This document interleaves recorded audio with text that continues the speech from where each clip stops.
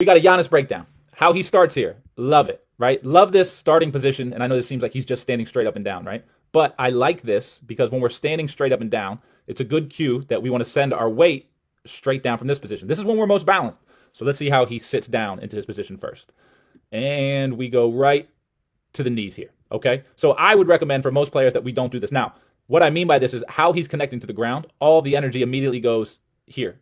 And that's evidenced by just how much he rocks up on his toes. So now before this ball has even started its movement up, right, he's already on his toes. Now, Giannis is a world-class, one-of-a-kind, amazing, incredible. I've run out of words to use, but the athlete that he is not the athlete that most of us are. So he's actually able to keep his bottom half here, despite him rocking his weight forward, much more still than the average person can. So we'll give him the benefit of the doubt there. Now, as this ball starts to move up, what I want you to pay attention to, also, I think also worth noting, he's in a really good spot body-wise, right? Drop down. I mean, where we're at here is money. Even his one position here is really good. He's in a good place to start. I would like to see him drop into the hips just to have a more full foot connection because I think I'm a fan of it. I just think it provides more stacked balance all the way through. But anyway, watch what happens as he starts to move. So if we take note of where his head is right now, right?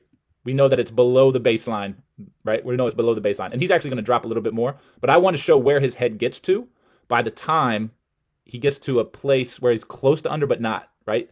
So you can see now his head was below the base, where the baseline, that line in the back was, and now it's above.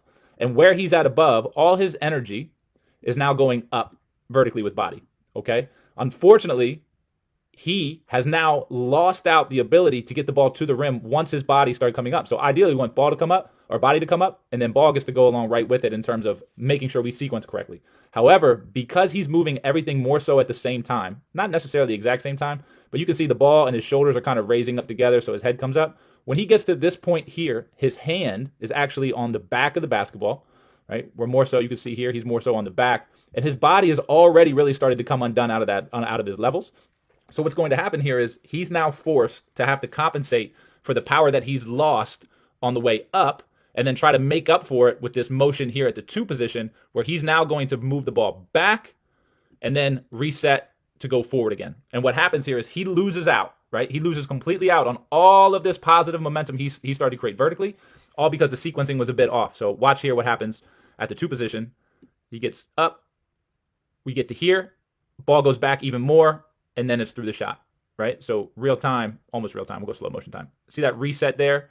And then the shot moves. He'd almost be better off just starting here and then just flicking the ball to the rim from there, right? But this motion, how he comes up, pulls, and then shoots, it's really hard to repeat. And it's not that you can't repeat it. It's just that when situations get tough for anybody, for any human, and then you start to add more pressure to the equation, the more movement we have in the shot, the more variability in the shot, the harder that is to replicate. So what we would want to do here is just get him to a point, and this is me just speaking hypothetically. I don't work with Giannis, obviously.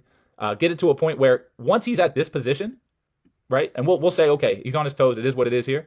But what if we could get him in this position to still have body down here, but then get this ball to a place where he's here, and now everything could push up vertically more through the shot. And then his ability to transfer energy from that body that he has will be that much easier, that much more fluid. That's what I see when I watch Giannis. Let me know what you see. Let me know if this is helpful. And if you want, comment below who you would like to see me break down next.